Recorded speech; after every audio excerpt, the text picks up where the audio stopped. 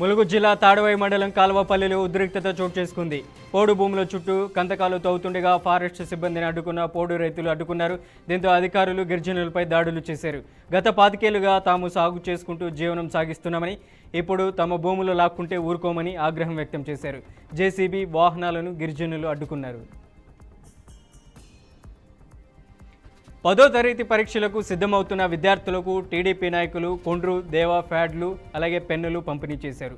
MLA Roshan Kumar చొరవతో ప్రభుత్వం 70 లక్షల నిధులు మంజూరు చేసిందని తెలిపారు. అంబేద్కర్ గురుకుల విద్యార్థులకు త్వరలోని అధునాతన సౌకర్యాలు అందుబాటులోకి వస్తాయని, విద్యార్థులు కూడా కష్టపడి చదివి నియోజకవర్గానికి మంచి పేరు తీసుకురావాలని కోరారు. అన్నమయ్య జిల్లా తంబాలపల్లె కోర్టుకు స్వచ్ఛాంధ్ర కార్పొరేషన్ చైర్మన్ పట్టాభిరామ్ హాజరయ్యారు. 2023 సంవత్సరంలో అనుచిత వ్యాఖ్యలు చేసినందుకు తంబాలపల్లి ఎమ్మెల్యే పెద్దిరెడ్డి ద్వారకనాథ్ రెడ్డి పరువు నష్టం దావా కేసు వేశారు.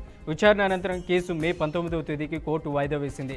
పట్టాభిరామ్ రావడంతో టీడీపీ నేతలు కార్యకర్తలు పాల్గొన్నారు. ప్రకాశం జిల్లా తర్లుపాడు మండలంలో గుర్తు తెలియని మృతదేహం కలకలం రేపింది. చెన్నారెడ్డిపల్లి గ్రామ సమీపంలో గుర్తు తెలియని వ్యక్తి మృతదేహాన్ని స్థానికులు గుర్తించి పోలీసులకు సమాచారం అందించారు. మృతుడు మార్కాపురం పట్టణానికి చెందిన వ్యక్తిగా తెలిపారు.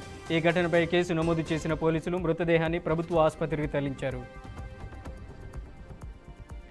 రాయదుర్గం పట్టణంలో జనసేన పార్టీ సభ్యత్వ నమోదు కార్యక్రమం ఘనంగా జరిగింది. రాష్ట్ర కార్పొరేషన్ డైరెక్టర్ కరేగౌడ్ మంజునాథ్ గౌడ్ అధ్యక్షతన పార్టీ కార్యకర్తల విస్తృత సమావేశాన్ని నిర్వహించారు. గ్రామీణ స్థాయి నుంచి ప్రధానంగా అక్కడున్నటువంటి జనసేన సభ్యత్వానికి సంబంధించినటువంటి ఏదైతే ఒకేసారి సభ్యత్వం నమోదు చేసుకోవాలనేసి కూడా ఆ పార్టీకి సంబంధించినటువంటి మంత్రి నాదెండ్ల మనోహర్ పిలుపునిచ్చారు. ఇక గ్రామీణ స్థాయి నుంచి జనసేన పార్టీని బలోపేతం చేయడం కార్యకర్తల బాధ్యతని పేర్కొన్నారు. ప్రమాదంలో మరణించిన కుటుంబాలకు 5 లక్షల బీమా అందిందని తెలిపారు.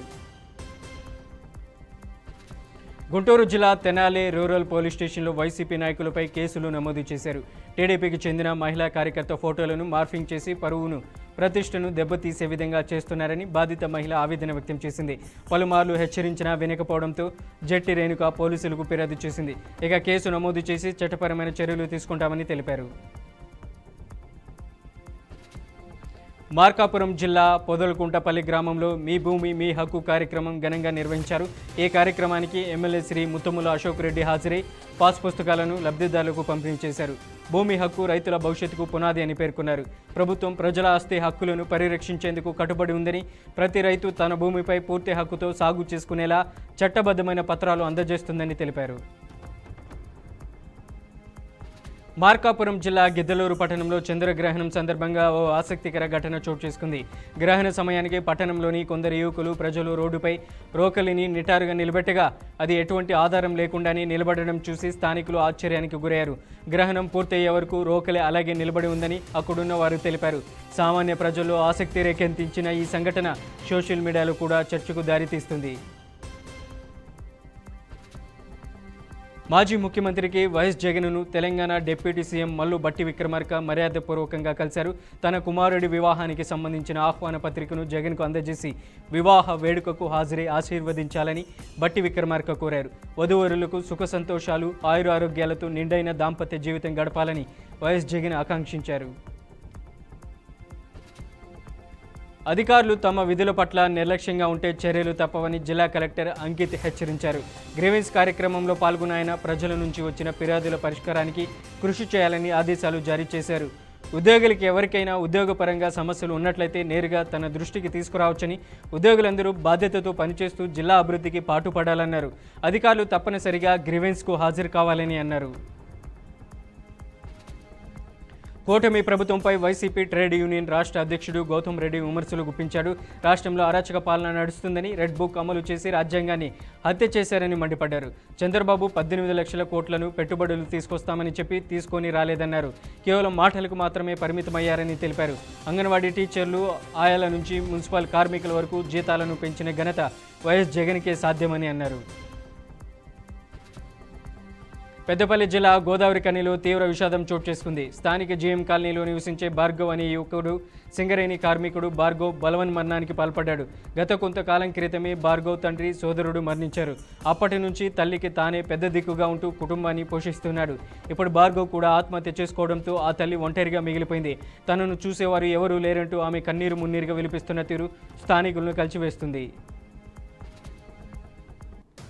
నెల్లూరు జిల్లా కలెక్టర్ కార్యాలయం వద్ద ఏపీటీఎఫ్ జిల్లా అధ్యక్షుడు సురేందర్ రెడ్డి ఆధ్వర్యంలో ధర్నా నిర్వహించారు. కూటమి ప్రభుత్వం ఏర్పడి 2 సంవత్సరాలు పూర్తి కావస్తున్నప్పటికీ పీఆర్సీ కమిషన్ నియమించకపోవడంపై ఉద్యోగులు మండిపడ్డారు. 12వ వేతన సవరణ సంఘాన్ని ఏర్పాటు చేసి 30% మధ్యంతర భృతి ప్రకటించాలని, పెండింగ్లో ఉన్న వేల కోట్ల రూపాయల బకాయిలను వెంటనే చెల్లించాలని డిమాండ్ చేశారు. పశ్చిమాసియా రణరంగంగా మారింది. ఇరాన్, ఇజ్రాయెల్, అమెరికా మధ్య ఉద్రిక్తలు తారాస్థాయికి చేరాయి.